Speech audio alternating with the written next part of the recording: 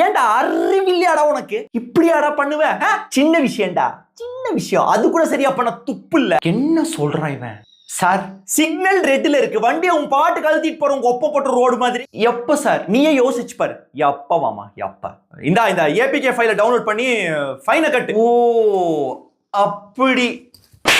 Array இவ்வளோ நூதனமா இருக்கீங்க, நானே கொஞ்ச நேரத்துல நம்பிட்டேன்டா. பையா இதுதான் லேட்டஸ்ட். அடுத்து என்ன பண்ணுவ? ஏபிகே ஃபைல் டவுன்லோட் பண்ண உடனே